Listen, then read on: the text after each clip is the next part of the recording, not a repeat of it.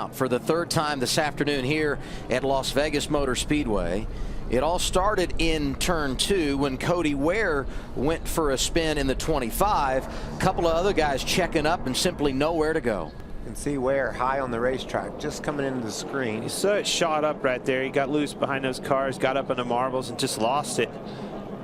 Now he does his job. He's got his brakes on and coming to a stop. The car's going to naturally slide down the bank a bit, and Bubba's trying to tuck to the bottom. Man, you could tell they're just committed on that outside line. You're wide open. I mean, clear past, you know, even before the apex of the corner, you're wide open. And you could just see they just couldn't react fast enough. It's just a bummer. We were kind of, you know, running our own race there, and racing, I think the 98 was inside of us, got us clear, and so we were focused on him, and by the time we seen the 25, it was too late. I was already kind of pitched sideways. It's a hell of a hit, but, you know, thank the Lord that we all walked away okay. The second impact was pretty good, too, but I'm here. I'm talking to you. I'm all good. Just hate it for my guys. We were improving on our Ford Mustang all day, and, gosh, it's just such a bummer. I was having so much fun here. This place is, like 10 laps ago, I was like, man, this place is good to me. And then I guess I spoke too soon, but you know, I can't thank everybody enough. You know, Jack and everybody at Ford, Coca-Cola, Alpine Star, Beam, you know, Roush Performance. We'll come back. We'll go to Phoenix. We gained a lot there in the fall race last year, and we'll put it works on your mind. Michael McDowell, only his second NASCAR Sprint Cup Series start. He finished 26th at Martinsville. But he made his NASCAR debut here in what was the Busch Series last November, started 17th, finished 20th. He was actually 29th quickest earlier. He set a 29:14. This car is locked into the show. It just walked up the hill big time. It bottomed out. That thing did a little turkey walk right up the track. Now, this car is locked in the show based on where David Rudiman brought it in the point standings prior to Rudiman getting out of this car, moving into the 44 to replace the now retired Dale Jarrett in the UPS car. There was some talk of whether the team could switch points. Whoa, guys, whoa. Oh, no. Oh, my gosh. I have never seen anything like that in my life. He hit that wall a ton. Oh, my gosh. Michael's moving around in the car. My goodness, that car just hooked, went straight in. It did that hook and go up the hill, man. And that was a incredibly hard impact. Look at that safer barrier right there, how it just crushed all that stuff. That is good, though. That means that thing moved. It's great. It's just incredible how hard it hit. And then the flipping helped the car dissipate the remaining energy, parts flying off it. Look at that. Look at that. Goodness. And wave to the fans. My goodness. That says so much for these race cars. It says so much for what these racetracks have done with this safer barrier. That is unbelievable. And he walked away and waved to the crowd. My goodness. That was unbelievable. I haven't seen a wreck like that anywhere lately. And certainly not with these cars. I've never seen one of these COT platforms take a hit like this. Let's take a look. I think you're going to see him get loose the minute he turns down into the corner. Yeah, and he's just, man, and that thing just absolutely. I will guarantee you that impact was well over 180, probably 185 miles per hour. We've already seen 199 or better getting in there going straight.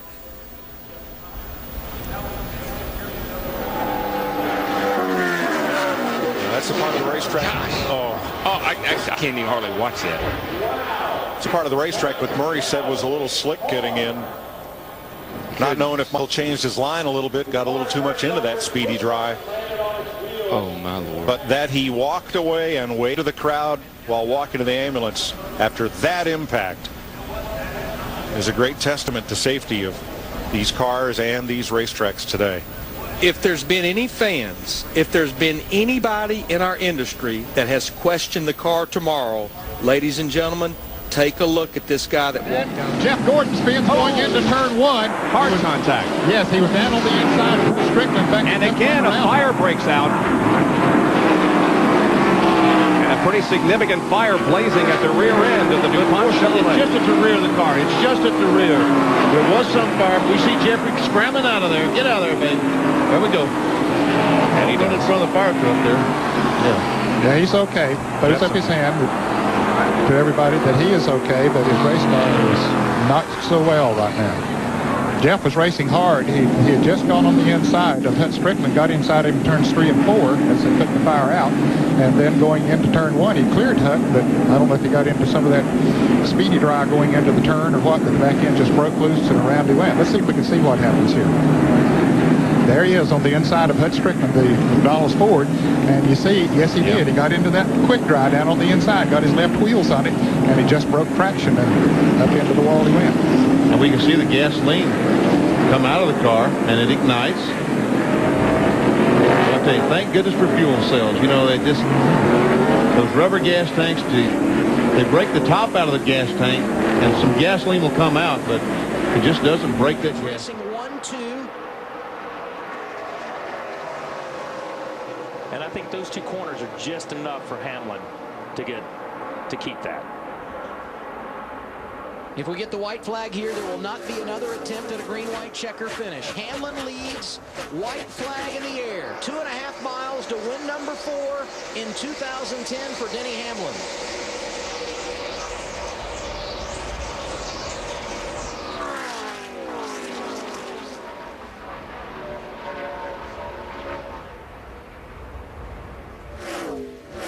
Harvick's car is just a little too free to run up on Tony. He got a little bit loose right there in the middle. Is Kyle weaving the car? He had been cutting it. Oh, big. Big. Casey Kane gets turned around. Yeah. Greg Biffle involved. Mark Martin is there. No caution has come out. They're going to let him race back as Birdie piles in, and now the caution. 6. You knew that was going to be big when you saw the 9 coming back across the racetrack. Denny Hamlin came here as a rookie in 2006. He won both poles that year and won both races. Career win number 12 for Hamlin comes in his 4th at Pocono. He wins the Gillette Fusion Pro Glide 500 presented by Target. Look at that. Half the field's gone. Oh, look, somebody's just barreling around the wall up there.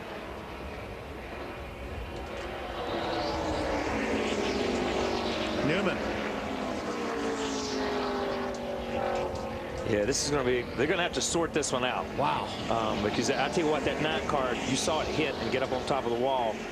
And then the 24. Biffle was in it. Mark Martin was in it. Reagan was in it. Yeah, Reagan came into it late. Casey Kane out of his car. That's a good sign. You see the medical crews working with Jeff Gordon in his car. Greg Biffle, another one of those that had heavy impact. There's Marcus Ambrose. His window net is down. That's a good sign. David Reagan, who also got a part of that accident, just drove across the start-finish line. Yeah. There's still cars coming across the start-finish line that were in the wreck. Still, it's not a problem with it. Okay, here's what happened final lap. Casey, and Allmendinger put a big block on him, and that's what it was. Oh. He put and man, once you get in that grass, you're done. Yeah. Wow, that was a hit, man. Wow. That was a hit. That was a hard hit. The 16 and the 5 just drove into the side of the 9, had no place to go. The Mark Martin and Biffle took the hard hits right there.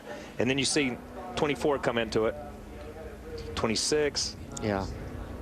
Take another look here. Watch. You see Casey Kane, the Budweiser car. He's going to make a run, and Allmendinger is going to take him all the way to the grass on the block. Yeah, and I think Allmendinger, I think AJ felt like, okay, I'm this far down. He's not going to be there now. And I mean, right in front of Mark Martin and Biffle. Who's that? Is that Truex in there too? Yeah, Truex is in there. Yeah. Here's a 39 that we saw come off of turn 3, just in the gas. Oh, Ambrose hit the inside guardrail a ton. A wild final lap crash. Joey Logano picked up some positions here and finished 13. Your race winner today, Denny Hamlin. We'll talk to him next. Involved in the late race accident. Here it is again. Casey Kane getting pushed to the grass, headed to the tunnel turn.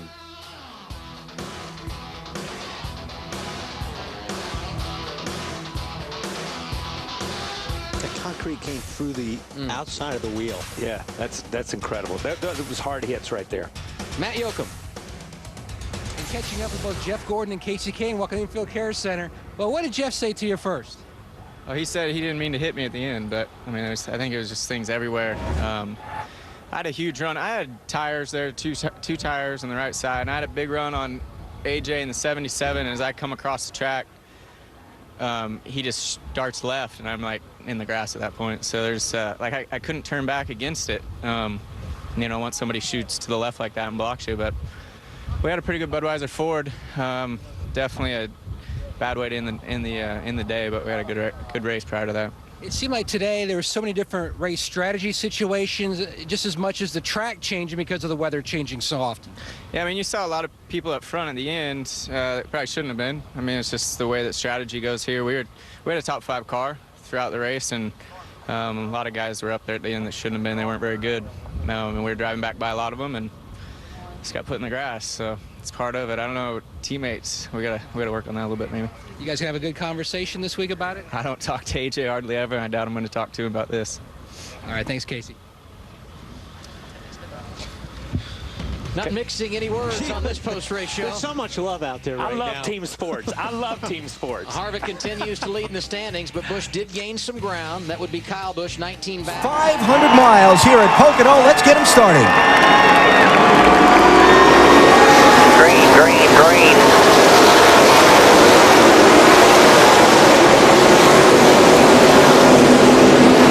Here they go. 3, 4 wide, just like you said, Walt. Yep, now so you're going to get through. You want to be down on the bottom, I think, going through one in the first lap. You certainly don't want to make it 3 wide, but everybody looks like they're behave themselves so far anyway, but you still got to get through 2 and 3 on the first lap. Ricky Rudd gets the jump. He's the early leader. Oh, trouble! Steve Park is off into the infield. Another car involved. Over on his lid, it's Parkindale Jr. Terrible crash.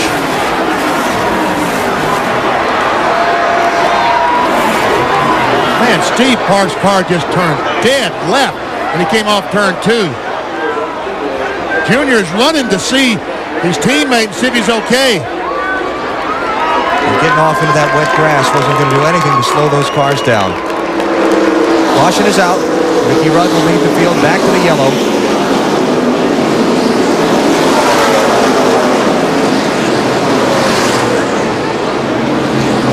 You can see Park moving inside the car, looking through the back glass. He's trying to get himself unwrapped around the roll bars to get out. Yeah, he's definitely moving in there. That's a great sign. The car hit that inside guardrail, which is a guardrail instead of a wall. And Rusty Wallace got a piece of it.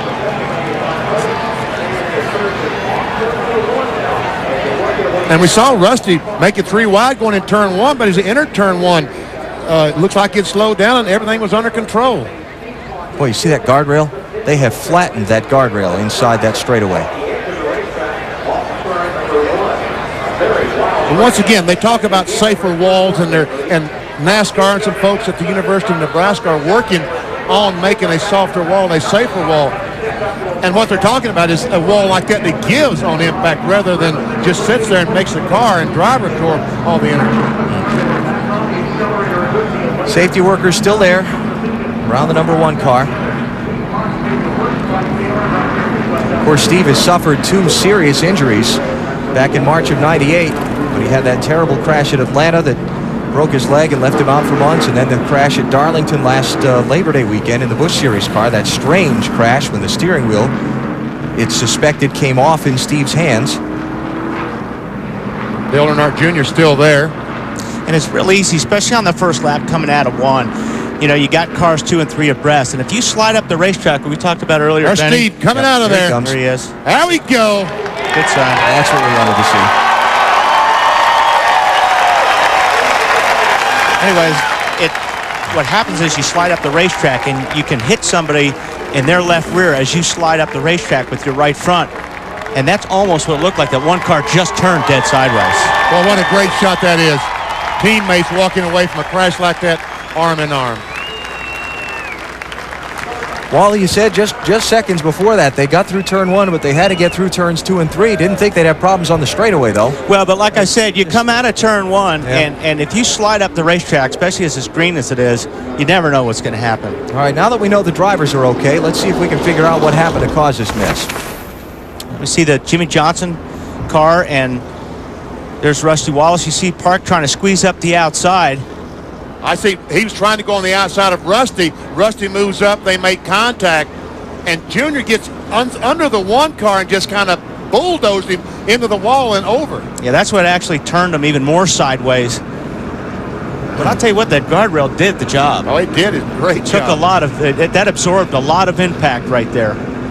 Watch the yellow car back there just turn left.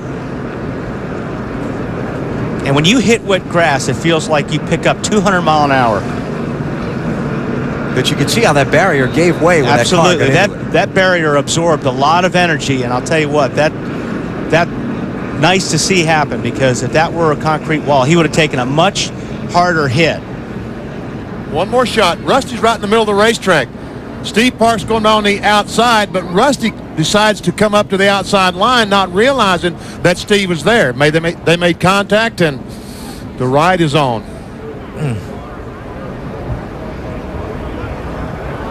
Look at that barrier give.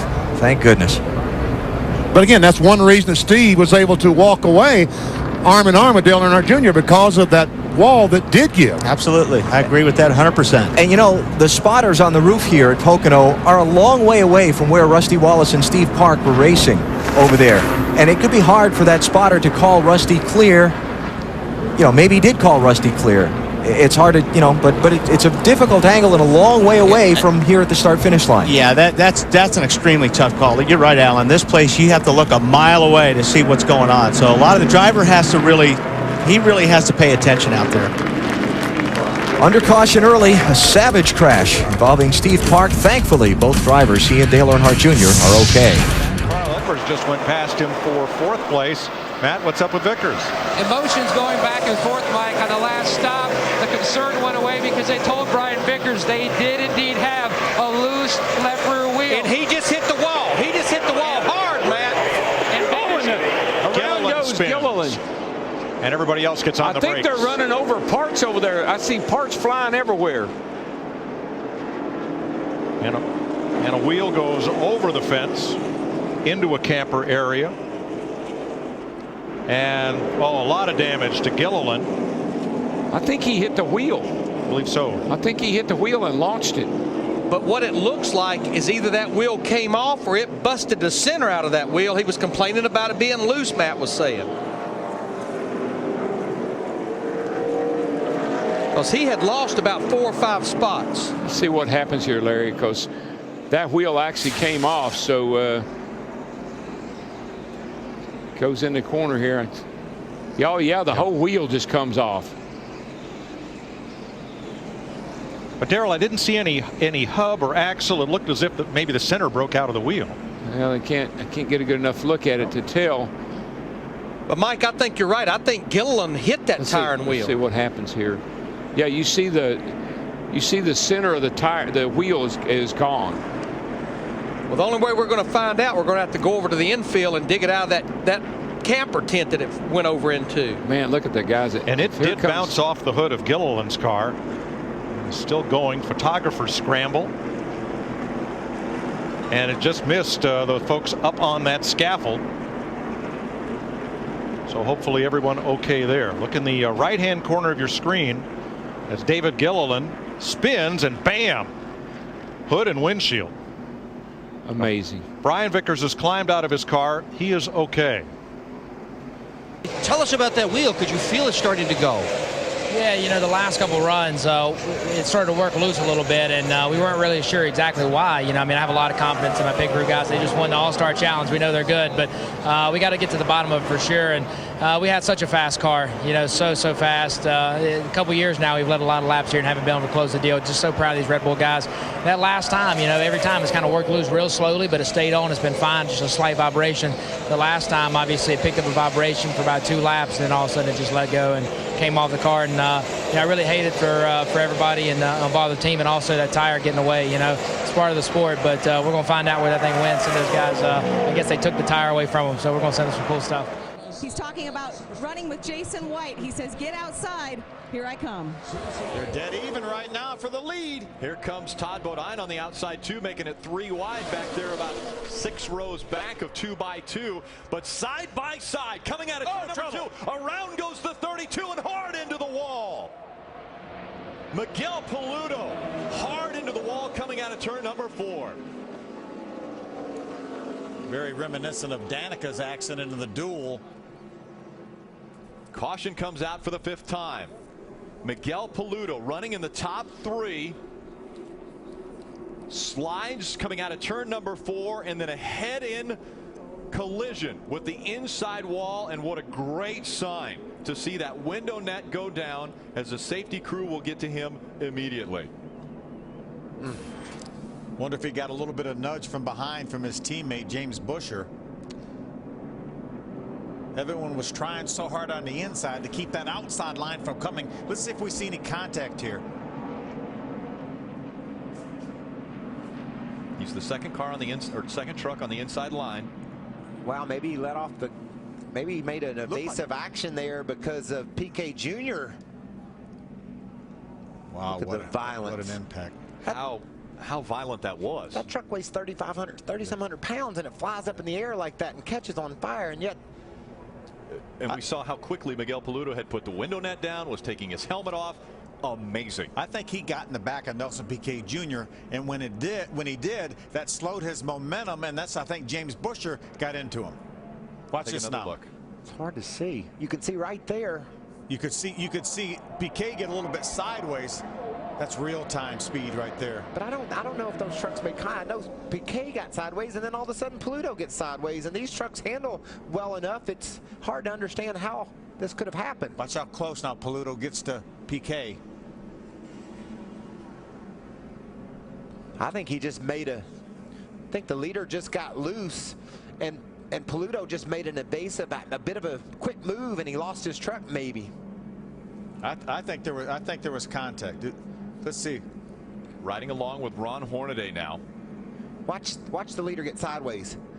You're right. I don't think there was any contact from front or behind. And I think Miguel just said, oh no, where's he going? And you remember earlier when Paulie Haraka, right there off turn 4, where the track flattens out. You're going very fast there. The banking goes away, and the trucks are light there. The back end is light. He makes a move because he sees his teammate a little bit sideways, and into the inside wall he goes. That truck spins 360 degrees in the air before coming back down on its wheels. And how about this? Miguel Paludo climbing out of that truck and will wave to the fans, walk to the ambulance after such an amazingly hard hit to the inside wall. Makes you want to go hug NASCAR, Tony George. Just a second though to make that run. Yeah, you're pulling away from him a little bit. You're about 3 off a cut. Looks like Stewart's car. The white flag is out. Stewart, maybe. The last lap is underway. Who gets back first if there's no accident? I think they're going to have a hard time, even though Logano has a big run, getting back Kurt and Kyle Busch right here. I don't know. Looks like they might have a run. They do. Back down, come back down, come back down. Cut the other way. Half a lap to go. Here comes Stewart in the 33 as Logano goes to the point. 3 wide in turn 4. A squeeze to the outside wall. Trouble in the corner. Hard, vicious crash. Who gets through to win the race? Caution flag has just been called. The race leader is James Busher in the 30 car. Unbelievable. A heavy crash in the final corner of the race. Kyle Busch's car. Trevor Bayne. Ricky Stenhouse. It looked like Stewart tried to force it on the outside. Not quite enough room to make it happen. Well, he had the room. I think that maybe Joey Logano moved up to try to block that progress. There's Kurt Busch.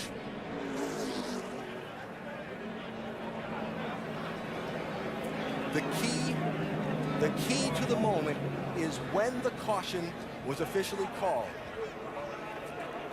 NASCAR reviewing at the moment in race control. There's Tony Stewart.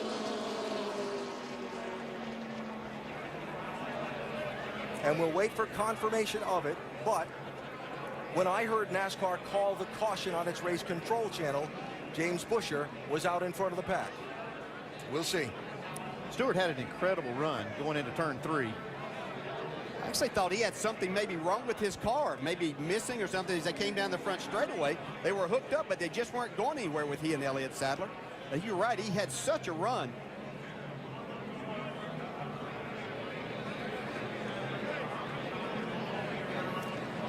The call has come.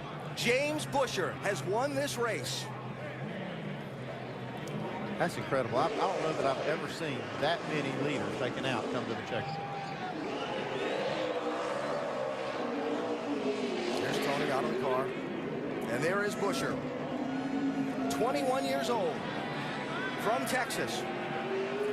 Got married in the offseason to the daughter of his team owner. Campaigning in the NASCAR Camping World Truck Series on a full-time basis this season, part-time in the Nationwide Series, and he is going to hold a winner's trophy at Daytona.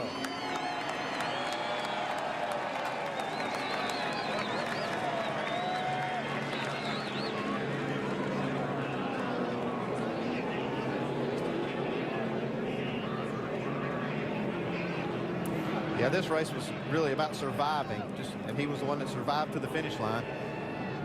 I really, as we go back and look at some of the replays, I want to see how he wove through the wreck, because he was 8th at the white flag.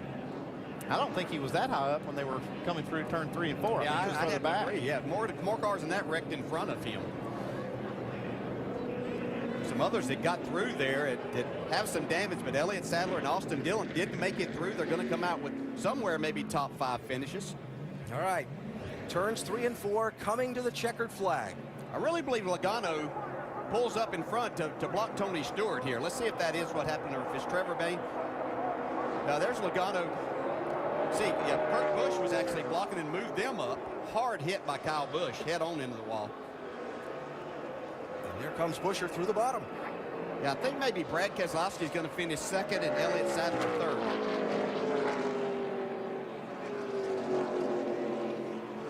What a mess. What a great job of missing all of that. That's what you have to do. You keep yourself in this. Just ask, people. Over the years, we've seen it happen a number of times. Things happen on the last lap, but he's going to victory lane at Daytona.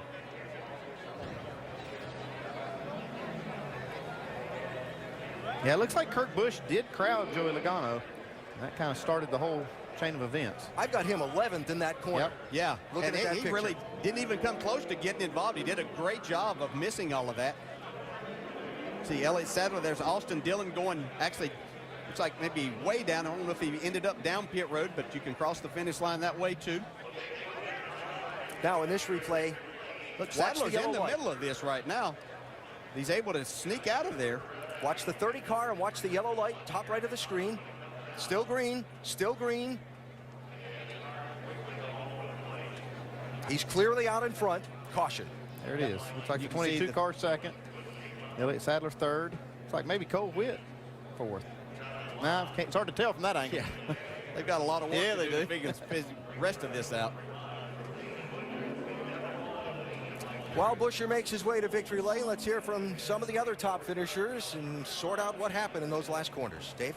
Ray, our 3rd caution of the day. Take a look and see what happened. Well, coming to turn 1, don't forget, he had just stopped. Watch this car move right here. Something breaks on that car. He just clears the track. Oh. And huge contact with the Armco. And watch as Jimmy climbs out of the car and says, yeah, guys, I'm okay. 24-year-old Lion from Mooresville now, formerly from California, and he's, well, that's amazing that he is. By half a car length. 8 laps to go. Look at Jeff Gordon. Oh, trouble right there. Martin and Hamlin and Regan Smith with a hard crash. In front of you there. Stay focused. You say it's coming down. Watch it coming down. Watch it.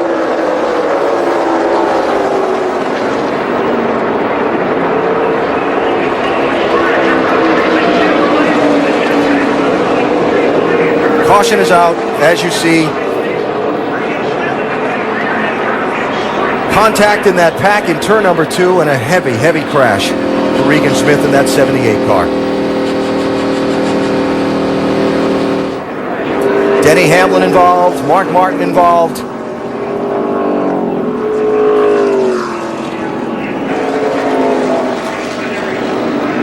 And the safety workers there at Regan Smith's car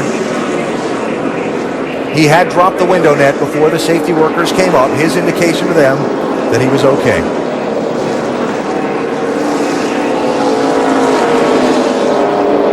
See him getting out of the car. That's good to see. That's very similar to the way Jimmy Johnson hit last week in Charlotte. Actually, probably a little tougher. And a wave to the fans in that backstretch grandstand. Well, just once again, a testament to the safety of these vehicles now, and the Hans device that you just see right there, Regan Smith taking off.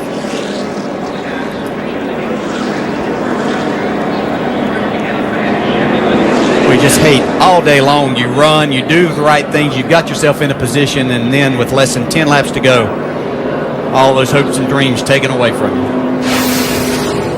See what happened here. Kind of ran into a roadblock. Gordon and Martin did. Boy, he just about clipped Jeff Gordon too right there. Regan Smith did. You can see that. But it was like Mark got detached from the 24 of Jeff Gordon just a little bit. Denny Hamlin stuck his nose in there, but Mark came back down just enough to trigger that. You can see it got Jeff Gordon loose. That's what happened right there. He had to get out. Then Mark, as he tries to get back to Gordon, the 11 is there. And another aspect of this racing, DJ, Joey Logano in that 20 can't see through Denny Hamlin's car, so even if Denny has lifted off the gas there, he's got no idea. No.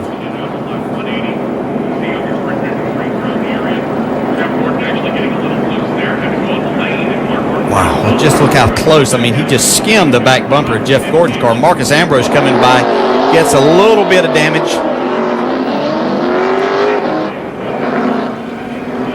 Let's see, once again, Matt Kenseth and David Reagan sneaking by one more time. Third or fourth one today. See this, you know, when Mark hits that right rear, just the angle that it sends Regan Smith into the wall is tremendous. Yeah, and it looked like what happened with Jeff Gordon had to check up just a little bit. He was closing on Tony Stewart and the 27 of Paul Menard a little too quickly. Mark got into Jeff, and that got him a little bit loose, and then that's when everything else happened from there. That was a terrible crash. Yeah, both these drivers going to have to go over to the infield care center and get checked out. But the fact there was movement inside the 52 of Joey Gase, and the window net is already down from that 25 of Chris Cockrum, really good sign, because that was a big time hit over on the back straightaway.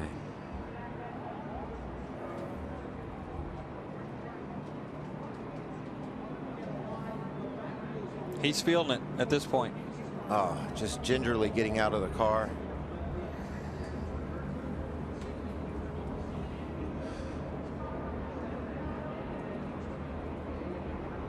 Cockrum, a 29-year-old out of Conyers, Georgia. Great to see him out of that race car. And I guarantee you, Adam, he's never hit anything that hard before. Right there he is in the 25 car. You see Garrett Smithley right behind him there, giving him a bump draft. They're right behind Joey Logano. I can almost tell you, yeah, the 0 turns right into the 25.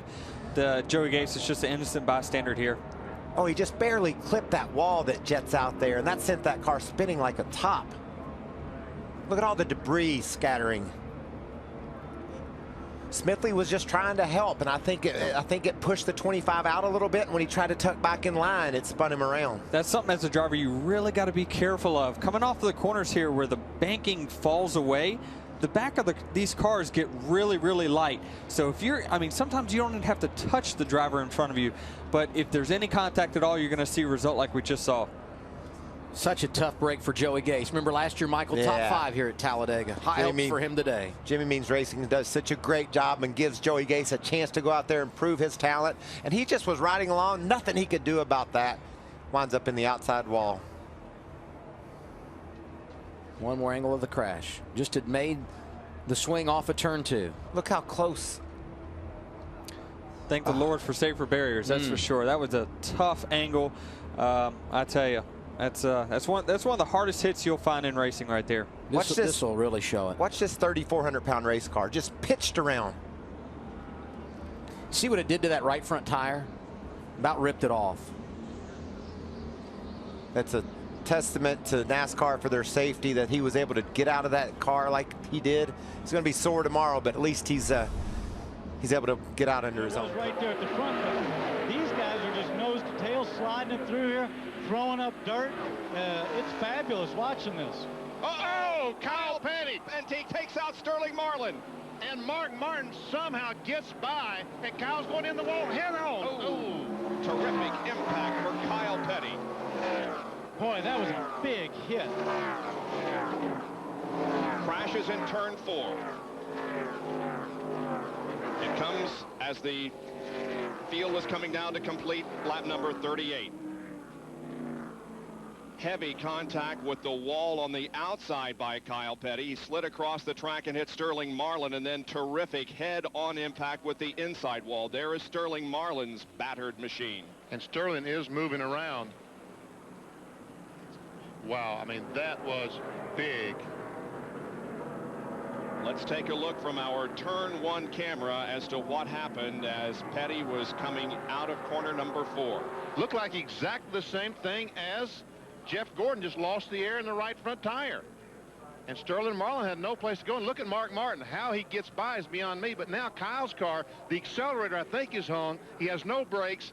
And bam, into the inside wall almost head on. And from another angle on our camera from the tower terrace, the car just shoots straight to the wall. You guys, I agree with you. That looked like something went down like a tire, and I wonder if that's coming from just all the stuff we're seeing, all the grass, if it's pulling up any gravel off this track, that they're having a tire problem with punctures. And now from Sterling Marlin's perspective, looking out the back glass, and he was just an innocent victim of Kyle Petty's situation up there in turn number 4. And the safety workers are at the cars of both Sterling Marlin and Kyle Petty.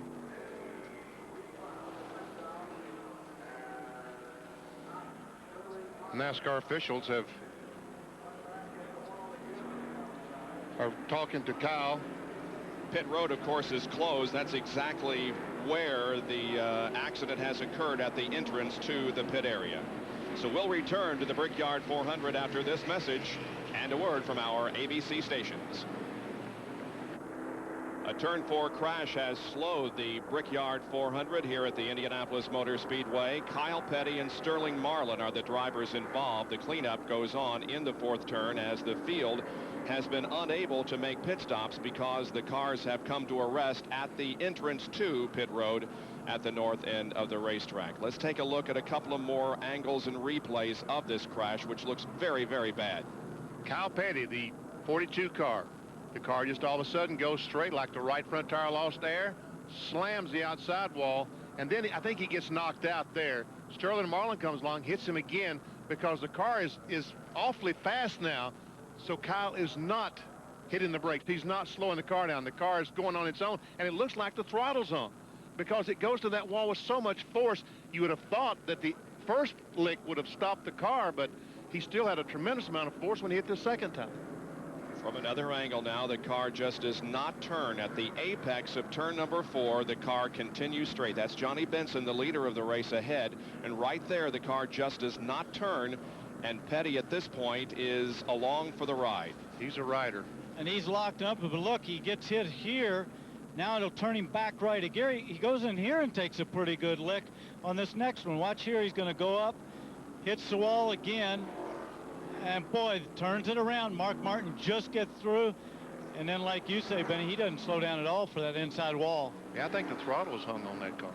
So we will await medical conditions on both drivers, Sterling Marlin and on the area just behind Gasoline Alley. That's Sterling Marlin's car. They're taking a hard look at it. I'm sure they're just taking a look at the damage. Jerry Punch, what's his situation? Well, fortunately, Sterling's okay. Sterling, good to hear you're not hurt after a pretty hard lick up there. What happened? I thought Kyle cut a tire down, just the exit off 4 and hit the outside wall, and I seen him hitting it and there wasn't nowhere to go. He just come straight across, and we tagged him, and that's about the end of it. How bad is your car hurt? The whole front end from where we stand looks like it's pretty much sheared away. Yeah, it knocked all the right front, sheared the headers off and everything, and hit Kyle pretty much behind the left front tire, and looks like he's okay. He was conscious and talking, and I guess it might have sprung his neck or something and hollering about his leg a little bit, but I believe he's okay. People researching the tire situation. Any clues to what may be happening out there? We saw Jeff Gordon's car veer in, now Kyle's. Any thoughts about right front tire problems? Have you had any problems all week? Well, we tested tires here for Goodyear, and they got absolutely a great tire for here. I mean, it's awesome. Same tire run here in Pocono, Michigan, and they put some sod around the track and they put some spikes in it, so we don't know if the spikes are coming up or running through the dirt a lot, and maybe pulling them up and running them over and cutting the tires down. Well, that's Sterling Marlin, currently 5th in the Winston Cup points. If they can, they want to try to get what's left of his Kodak Chevy fixed and getting back on the race. 12 laps to go, Chris. And boy, Matt Kenseth has shown some strength in the last 5 laps. When we saw that contact with Kyle Busch and Paul Menard on the racetrack, Kenseth got shuffled all the way. Trouble, 55's around.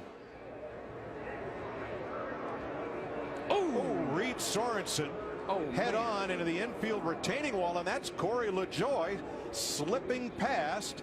He may have gotten into the back of Reed Sorensen as they battled for position. Heavy impact by C. Reed moving around inside the car. That's a good sign. That's Paul Menard. He's got damage on his car and made contact with someone. So that's a very similar hit to what we saw Kyle Busch take here a couple of years ago, but now it's protected by safer barriers. So thank goodness for that, because that nose is caved way in.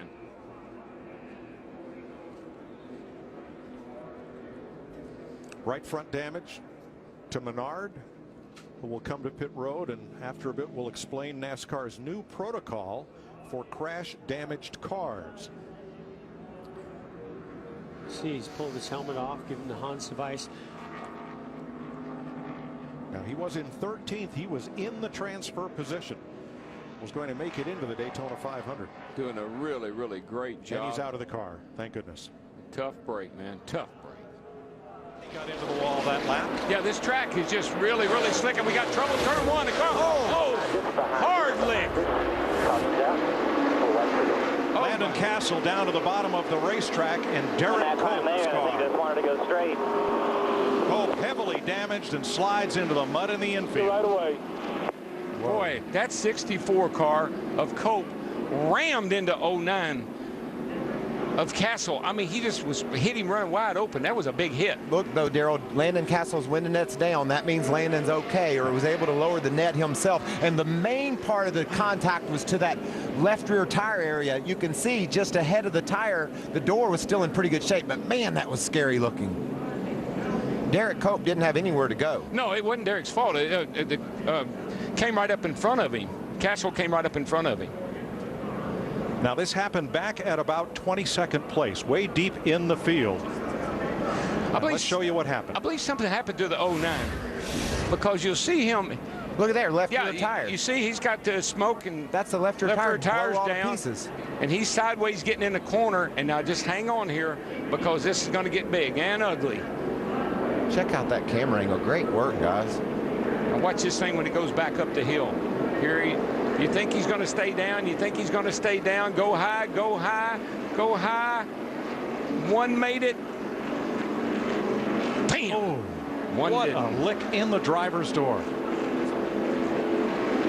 On our Fox Exmo Extreme Slow-Mo Cam, both drivers have climbed from their cars. They are both okay. Look at that rear spring bouncing through the air. But that's just that's an incredible hit to the left rear of the 09 car. These cars are amazing, the way you can run into each other and walk away. We just said both drivers are out. They walked away. I can't believe it. What an impact. Landon Castle was 19th at the time of this crash that's put us under caution at lap 3 of the Sprint Showdown. Take a look at this again, Mike. This is just huge. It starts with the 09 car right here on the inside. You can see that he's got a left rear tire down. He knows it. From a spotter standpoint of view right here, Mike, you would be saying go high, because you would assume that he's going to go down.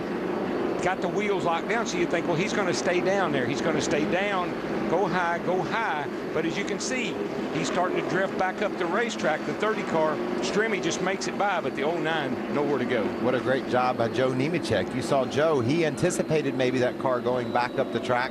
He went low, cleared the 09 of Landon Castle, and look at the destruction and damage. Rear spring flying through the air. Spring going right there. All kinds of action. And now Derek Cope was trying to follow Strimmy through on the high side, saw the hole closing up, cut left, but could not get away. from Castle. He was committed. Right. He could not change course. I mean, you're going 160 miles an hour. Yeah, a lot of people will say, even maybe faster than that, there are a lot of people who say, why didn't you just go low? But once you go one way, you can't make that decision to go the other way. Nemechek's decision to go low was made well before you saw him going low. He felt like from what he saw, his best bet was to go to where Landon Castle was, thinking he wouldn't be there when he got there. Obviously, Joe was right, Derek was wrong. And James Finch's car is torn up. Finch took delivery of a beautifully restored 67 Chevelle this weekend. And his Joey.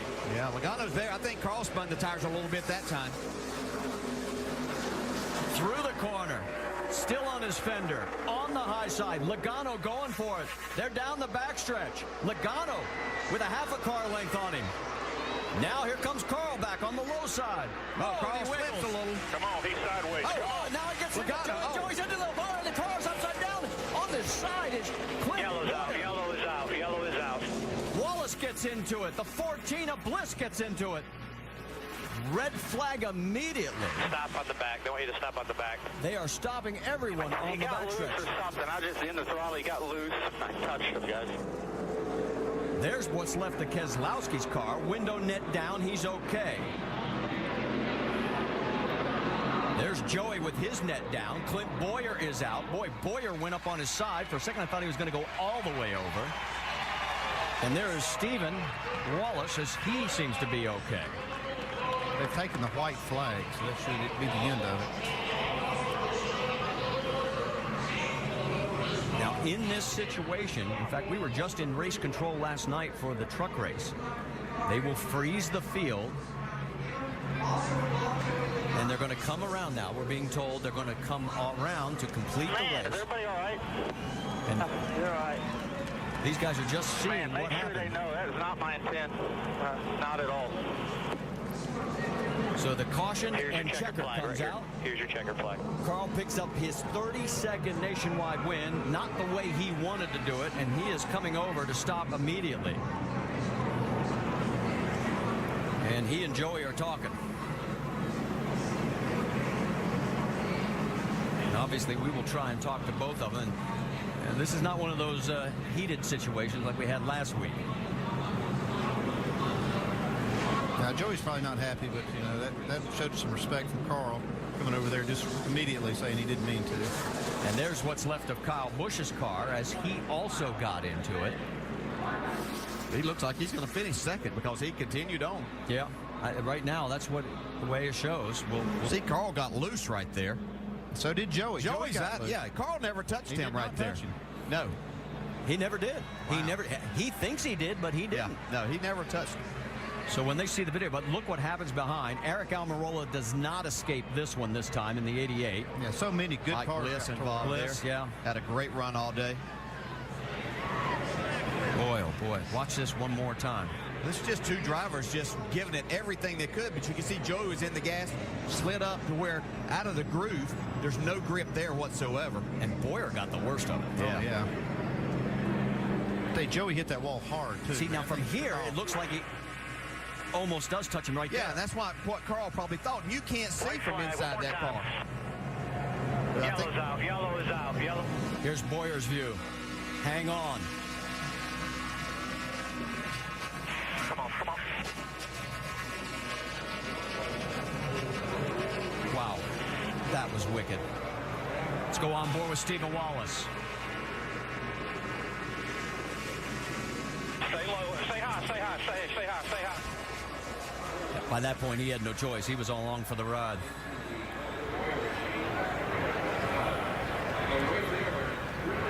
Here is the contact. Wow. That looks more like an open wheel car situation where, you know, they just ride up on the wheel and get airborne. In that situation, I'd almost worry more about Joey Logano because that right front wheel of that 33 was almost in his window. Oof.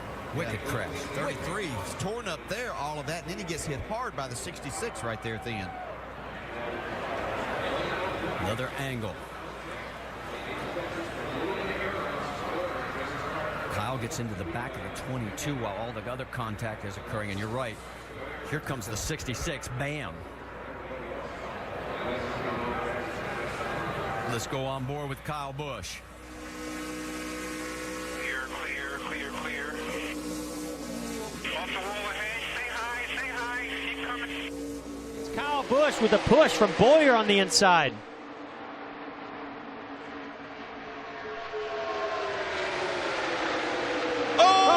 DiBenedetto and everybody. Good. Oh, no. Are you kidding me? This is big. Wow. But it.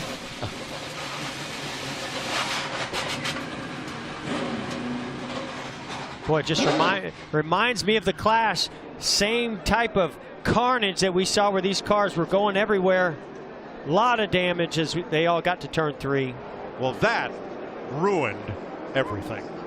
I mean, sometimes I'm speechless. I'm speechless.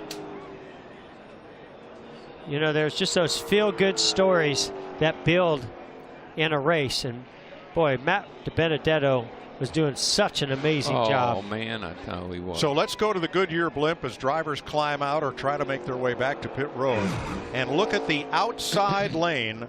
DiBenedetto and Paul Menard. Yeah, Paul Menard giving a pretty nice push down the back straightaway to DiBenedetto. Gets to his right rear. Oh, yeah, that just starts to turn him a little bit. Got him in the right rear.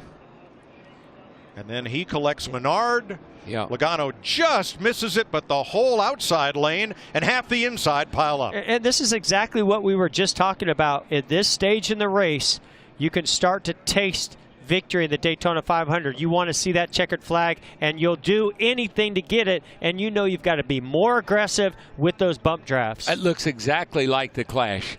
I mean, all those cars, third turn, all those cars wadded up, sliding up the track with sparks flying. It looks so much like the Clash. That is the 17th of February, looking way too much like the 4th of July. Amen. Fireworks everywhere. Yeah, and it really and truly, it was Paul Menard.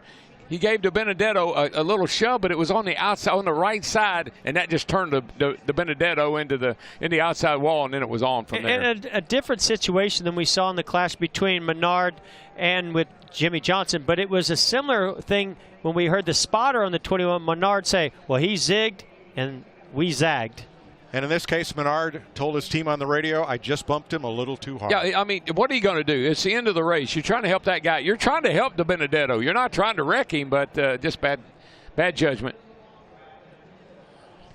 Look at that 10 car. Almirola's number 10. Look at David Reagan underneath the 10 of Almirola. David Reagan, see what springs he's running. Look at that. All those sparks flying. My gosh. Man, amazing shots. And all Almirola wanted was a chance to win it on the last lap. Yeah, well, he didn't like last year. Didn't quite get there. Close.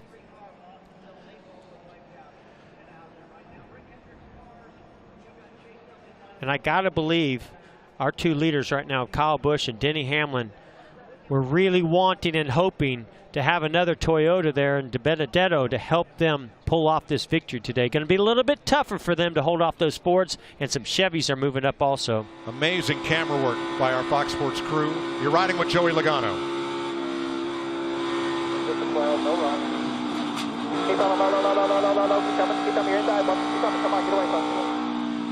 Just one too many pushes there, Mike, is what I saw.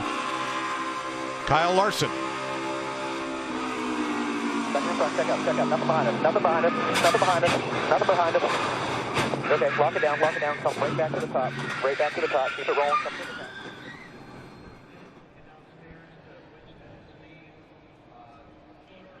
Well, I'm not sure. Okay, here's Austin Dillon's view. Still middle of 3 here, still middle of 3. Got to spin it here, spin it. Now we're in.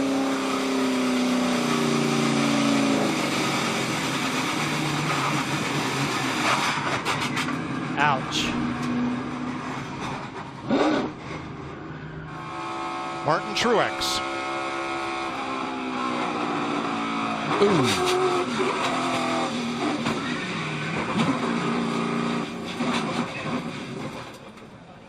I was going to say, I'm not sure which list graphics is putting together, the cars involved in the wreck or the cars that missed it. We'll find out when we come back. Huge pileup near the end of the Daytona 500.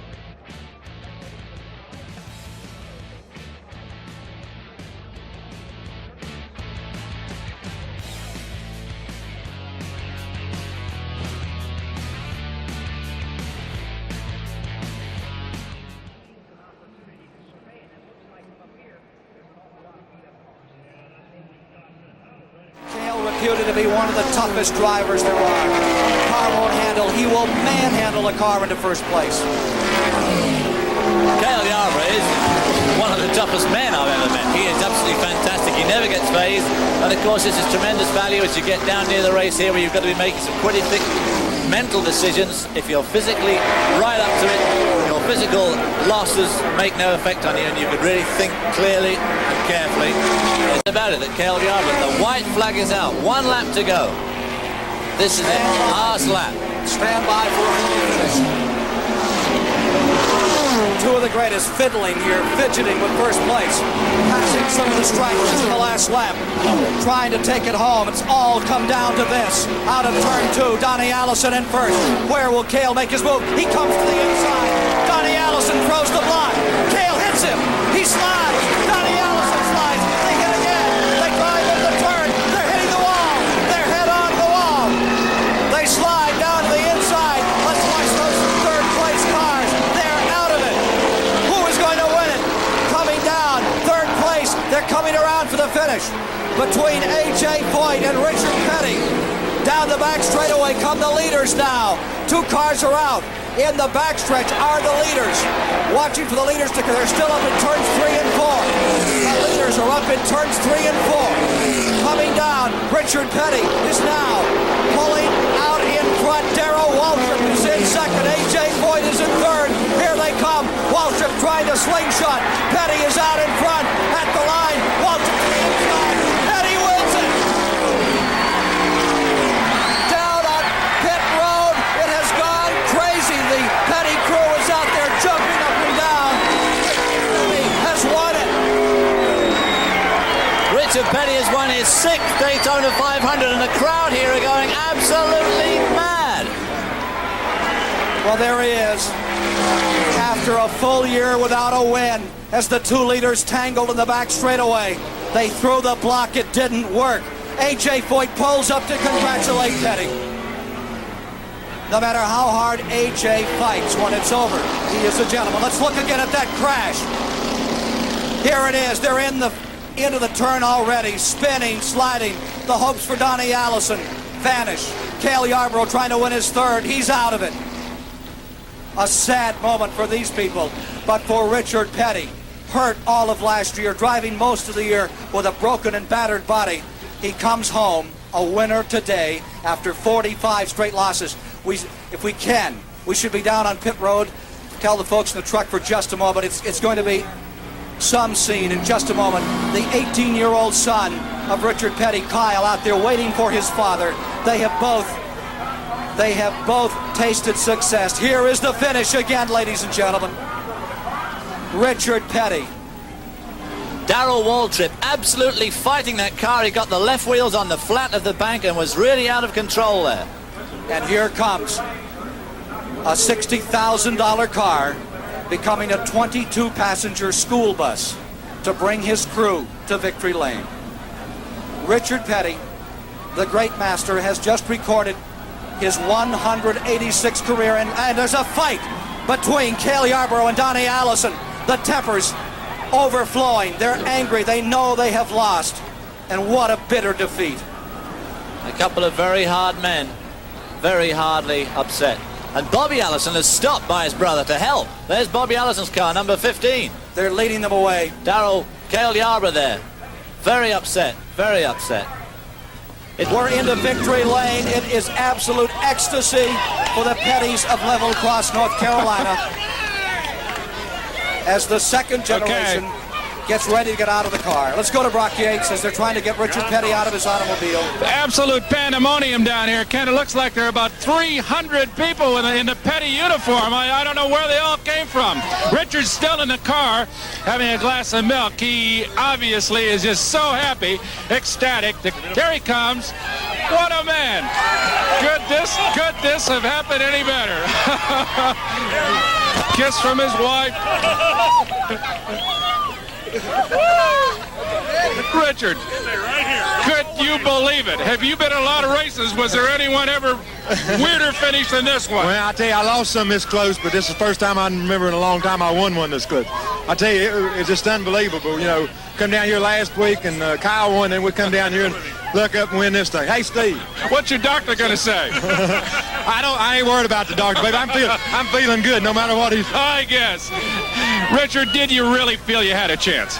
Well, I tell you what, I had a real good feeling as they rolled down pit road that we had a super good chance today. And we run all day, and we was really close to everything. We kept getting through all the mistakes and stuff they was making. And, I said, well, maybe this is the day. And then when Donnie and them got out in front right there at last, I said, well, if I can salvage a third, it's going to be a good day. And when I seen that caution flag coming off the third corner there in second corner, and I tell you what, my heart just went right through me. Congratulations again.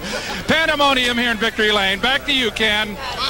100,000 people can't believe what they've just seen. Here is Richard Petty has come home a winner in the 21st annual Daytona 500.